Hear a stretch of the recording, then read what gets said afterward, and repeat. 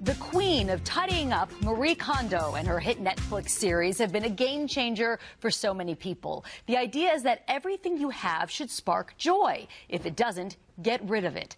What if you could apply that idea to food? What if you could choose what, when, and how much you eat based on feelings of joy instead of a diet plan or any food rules?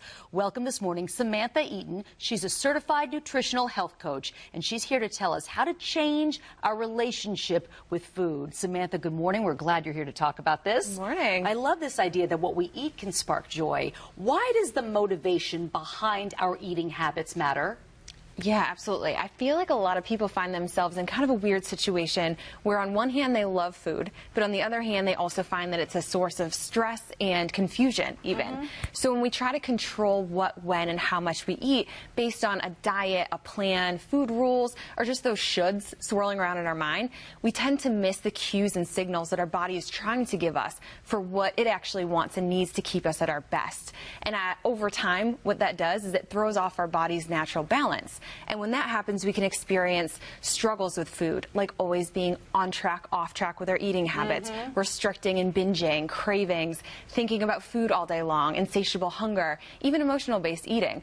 And when those things happen, it's common for us to blame ourselves and to blame the food and think we just need to try harder and control ourselves that much more and get that much more strict around food. But that doesn't seem to work or last in a sustainable way because it's not getting to the true root cause of the problem. So instead, when we tune in and pay attention to what our body is asking for and we give it things that spark joy, things that feel good in it, everything changes and happens so much easier.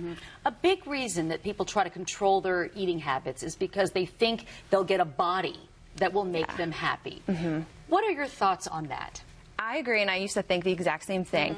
And I think that that comes from diet culture teaching us, especially women, that weight loss equals happiness, and that a great way to lose weight is by restricting and depriving ourselves of all things that spark joy, especially those sugary, carby, and fatty foods. And then when we eat those, we feel like we've failed, that we've been bad, and that we should feel guilty. And studies even kind of back this up. They show 95% of people that lose weight through restrictive eating habits tend to gain the weight they lose back within 3 to 5 years.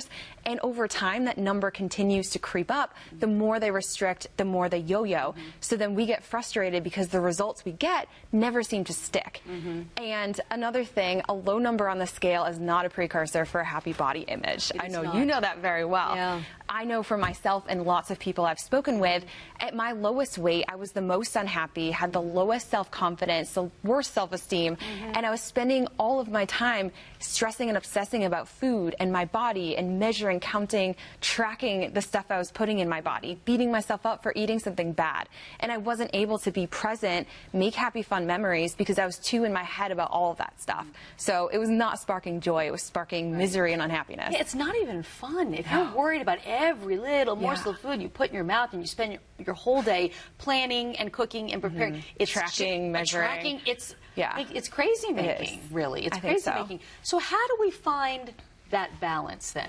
Yeah, I think a great question to start just by asking yourself, you know, how much joy and happiness am I sacrificing now as I work towards a body I think will make me happy, right? And is that sacrifice paying off, and are you happy doing it?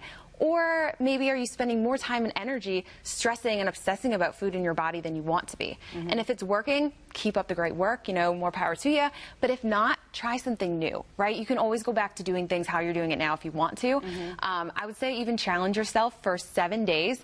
Only choose foods that spark joy for you. And by sparking joy, I mean, of course, you want it to taste good and make you happy, but also you want to tune into how you feel when you eat it. So first question, how does this taste? Is this going to bring me pleasure and make me happy? If yes, on to the next question. If no, say, okay, can I choose something else? Can I modify it?